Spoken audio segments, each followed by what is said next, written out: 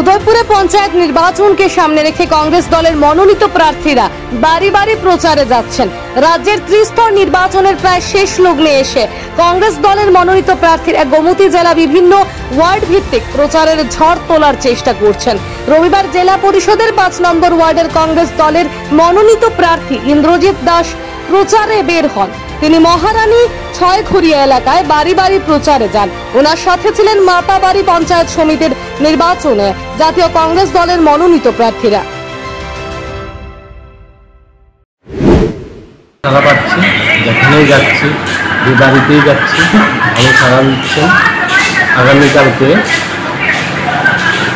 আগামীকালকে আমরা গোমতী জেলা পরিষদের 5 নম্বর আসনে কংগ্রেস মনোনীত প্রার্থী আমি শ্রী ইন্দ্রজিৎ দাস এবং পঞ্চায়েত সমিতির 3 নং ও 4 নং আসনের আব্দুল মতিন ও ধ্রুবরানী জমাতিয়ার সমর্থনে মহারানী নতুন বাজার ছয়ঘরিয়া এলাকাতে বাড়ি বাড়িয়ে আমরা আশীর্বাদ চাইতে যাই।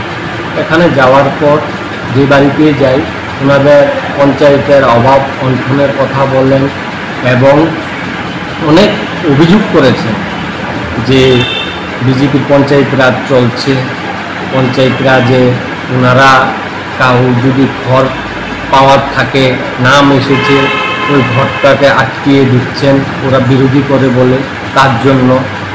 তারপর রাস্তাঘাটের সমস্যা, জলের সমস্যা, এগুলো তুলে ধরেন। এগুলো আমরা মনোযোগ সহকারে শুনছি।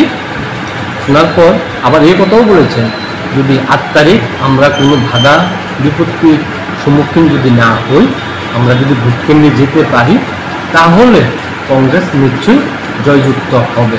এবং কালকে আমি নিজে গিয়েছিলাম আমাদের পঞ্চায়েত সমিতির প্রার্থীদেরকে নিয়ে এবং যুব নেতৃত্বদেরকে নিয়ে। আজকে মহারানী এলাকাতে, শুধু মহারানী এলাকাতে গিয়েছি। উপস্থিত ছিলেন আমাদের ত্রিপুরার যুব কংগ্রেস সভাপতি নীলকমল সাহা বংশ।